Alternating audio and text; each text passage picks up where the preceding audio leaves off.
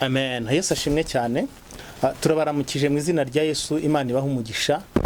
Ni ku Migabane ibiri TV nanone turashimira abantu mwese mwakomeje kuduha amaboko mu buryo bwo gushyigikira uyu murimo. Turashimira Imana mwebwe aho muri hose mu mpande enye z'isi, twabonye ukuboko kw'Imana kubakoresha. Bene data, umuhamagaro mu muryango ni ikintu gikomeye. Umuhamagaro usaba byinshi. Umuhamagaro usaba umwanya, wowe wenyine ugashyira umwanya wawe muri uwo muhamagaro. Umuhamagaro usaba ubwenge bwawe bwose Imana yaguhaye. Umuhamagaro usaba kwishyiramo ubutunzi bwose ufite. Umuhamagaro usaba kwishyiramo buri kintu cyose ufite kugira ngo uyu muhamagaro wubakwe. Rero dukeneye amaboko yanyu. Reka mvuge gutya, dukeneye amaboko yanyu, mwebwe mwumva umuhamagaro icyo ari cyo, mwebwe mwahamagariwe n'Imana gushyigikira umurimo w'Imana. Ndashimira abantu muri Amerika, abantu muri Canada, muri Australia, abantu muri ku mugabane wa Afurika, by'umwihariko abantu muri mu Rwanda. Mwebwe tubonana kenshi, mwebwe tuzamukana imisozi ya hano itandukanye dusengera umurimo w'Imana. Ndabashimira Imana cyane. Ndashaka rero kubasengera, ndashaka kubaturaho umugisha, kubera ko ibi byose tugenda tugeraho na amaboko y'abashyigikiye no muhamagara. Ndabizi neza mu muryango havukamo abantu benshi. Mu muryango we hashobora kuba hari umuntu mwirata nk'intwari. Hari igitambo yatambye kugira ngo uyu munsi mwe mwishimira, nuko ahari yafashe amajoro ataryama, ahari yafashe ingendo zitandukanye, ajya kure hashoboka ashakisha ubuzima. Ubuzima yabonye bwahindutse icyubahiro cy'umuryango, ubuzima yabonye bwahindutse ibyirato by'umuryango.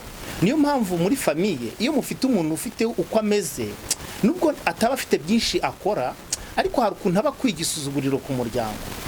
Rero niyo dufite abantu badufasha uyu murimo w'Imana, nubwo baba bakora imirimo yo gukorera mu gikari badashaka kugaragara kuvugwaho, ariko ni imirimo itangaza.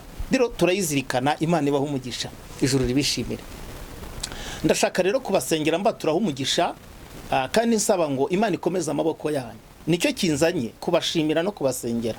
Imana ikomeze amaboko yanyu, Imana ikomeze intambwe zanyu.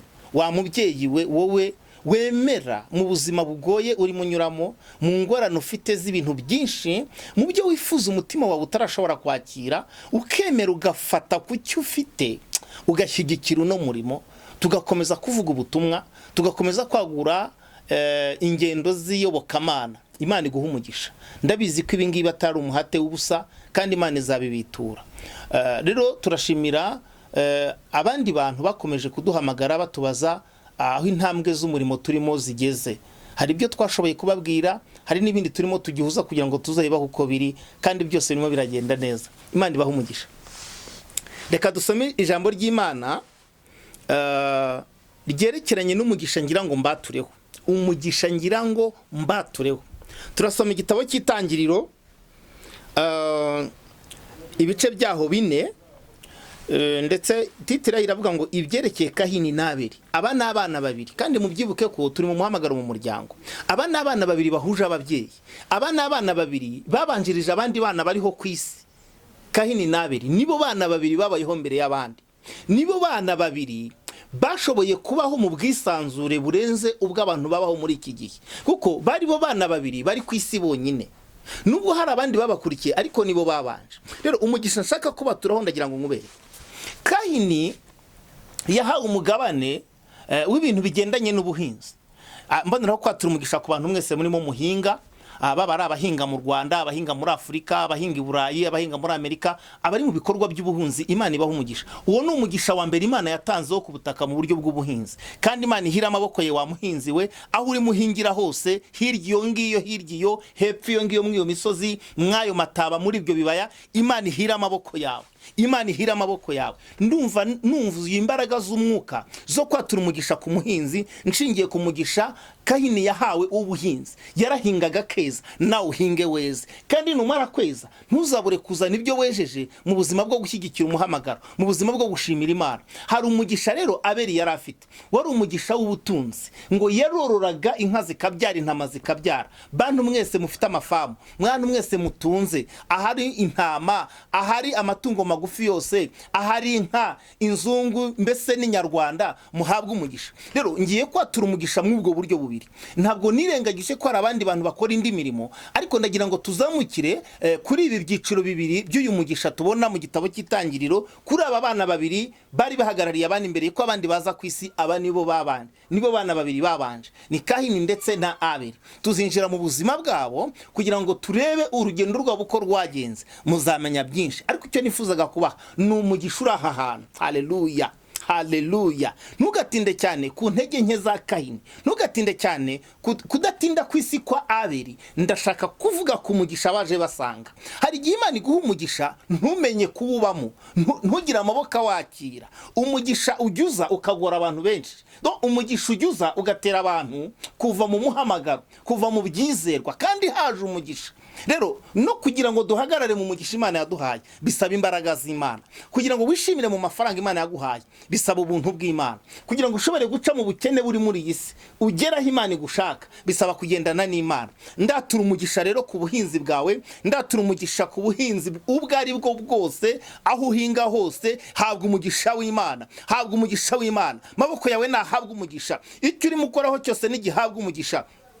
Ndatura umugisha mu bworozi bwawe, umugisha Abeli yari afite wo korora bikemera, umugisha yari afite wo kugira intama zikamwitaba, wo kugira inka zikamwitaba, bibe mu mukumbi wawe, bibe mu mugabane wawe, mu izina rya Yesu Kristo. Ndeka umugisha wa Kahini wo guhinga bikera, ndetse ngo n'igihe cy'izuba imyaka ye yaramwitabaga. Reka nsabe ngo Uwiteka naguha umugisha mu byo ukora, nahira ibiganza byawe, nahira amaboko yawe, nahira ibirenge byawe. Uwiteka guha umugisha, Uwiteka gukingurira umuryango w'umugisha. Mu gihe cy'impeshyi uhabwa umugisha, mu gihe cy'imvura uhabwa umugisha, mu gihe cy'amakuba uhabwa umugisha. Imana ihira ibiganza byawe. Imbuto iri mu biganza byawe ndayishengeye, imbuto iri mu biganza byawe ndayihanuriye, imbuto iri mu biganza byawe nyihesheje umugisha. Icyo ugiye kubiba n'ikimere, aho ugiye kubiba hose nuhasarure, icyo ukozeho cyose n'igihabwa umugisha. Ahari hari ibintu bitakunze mu buzima kandi wagerageje kugira ibyo ukoraho, ariko nyemerera uyu mwanya wizera ibi ngibi. Mana, ndahesha umugisha imbuto y'uyu mukobwa iri mu biganza bye,